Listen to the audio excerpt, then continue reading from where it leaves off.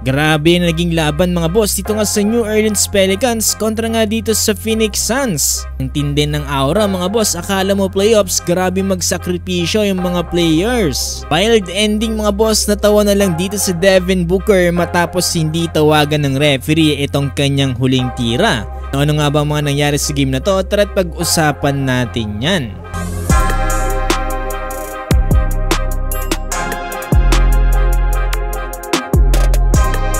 Pero bago yun mga boss, ay dito muna tayo sa naging laban kanina ng Memphis Grizzlies kontra nga dito sa Sacramento Kings. Paano ba naman kasi mga boss, dikitan lang ang laban dito nga under 7-minute mark sa 4th quarter. Lamang lang ng isang puntos dito ang Memphis Grizzlies, 98-97 kontra nga dito sa Kings. Hawak-hawak ni DeMar DeRozan yung bola mga boss at nagbabantay sa kanya ay itong si Ja Morant.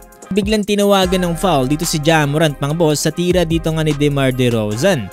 At dahil dyan mga boss no, hindi yan natanggap ni Ja Morant at sobra siyang na-frustrate dito sa tinawag ng referee. Sobrang inis nga dyan ni Ja Morant mga boss, tila nga ba parang nagtantrums to dito nga sa laban. Ito na rin ang kanyang ikalawang technical foul sa game na to mga boss. Dahilan mga boss para ma-eject siya dito nga sa game. Ang head coach ng Memphis Grizzlies mga boss ay nababad trip na rin dito nga sa mga tawag ng officials. Imagine mga boss no, halos makailang linggo na tayong pumapansin sa mga tawag ng referees ngayon dito sa NBA. Minsan kasi sobrang inipis ng tawag nila, minsan naman hindi nila pinapansin yung mga obvious na foul na. Nga para sa naging laban na ito mga boss, panalo pa rin ang Memphis Grizzlies sa final score na 115-110.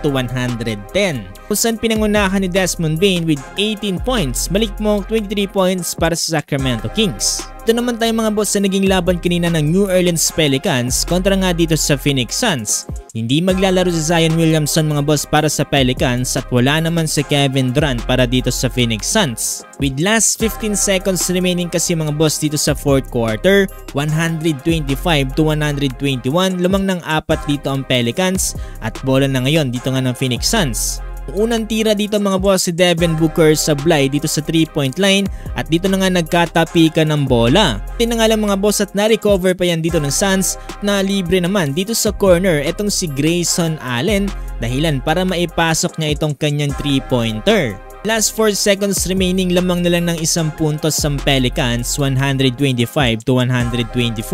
Sobrang iksi na lang ng oras mga boss ay kinakailangan ng kaagarang foul dito ng Suns. Isang free throw lang yun na ipasok dito ni CJ McCollum dahilan para sa isang possession lang ang kinakailangan ng Suns para maiakyat to sa overtime o maipanalo.